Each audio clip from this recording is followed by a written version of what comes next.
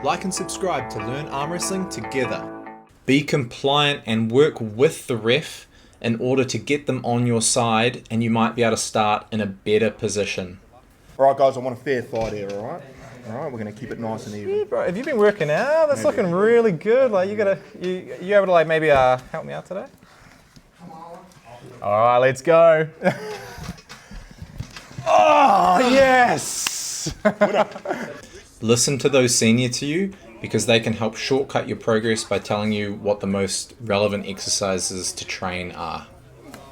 The order of importance for training generally is in the same hierarchy as when you do a handstand and then you look from the ground up. Order of importance goes hand and wrist, forearm, bicep and tricep is kind of equal with your table IQ. Then goes lats, core, and finally legs.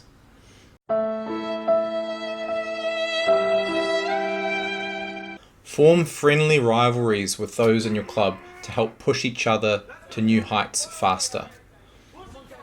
The number one rule in arm wrestling for getting stronger is to not get injured. I learned that one the hard way. So do prehab, do general strength conditioning for health, and when injury does inevitably rear its ugly head, learn how to rehab with things like blood flow, and particularly finding the movement that actually does hurt with a weight that doesn't. Always be conscious about keeping your hand inside your shoulder. You do not want to apply too much internal rotation without this positioning. Generally, you don't want to use internal rotation at all until you're much more experienced. Focus more on a pulling or top roll kind of style. Set up in your strongest angle, even if this means being a little bit more open than is traditional. But ideally, train your angle to be strong in a tighter angle, because the closer you get your opponent over your side, the better. Slip by pronating out the back if top rolling, or by flopping if in a hook. Go through goal setting. Set both long-term goals to excite you and short-term goals that are more tangible to motivate you. When you set up in a strap, you want both the top and bottom strap to be as close to you as possible. The top one needs to be off your knuckle. This will give you no restriction in your ability to rise. And the bottom one being low on your forearm means you're able to apply more back pressure. The green zone for intensity when you train table time is generally between about 60 to 90%. This is especially relevant when you're in your first 1 to 2 years of arm wrestling, because you can rack up a lot of tendonitis. So training in the lower half of that green zone is really important if you want to be able to keep training during the rest of the week. A low hand top roll is really a misnomer. It should be known as a high thumb top roll to avoid confusion. You want to create separation between thumbs in order to achieve a backdoor high thumb top roll. If your thumbs are closer together, you want to make sure you secure your cup in the setup.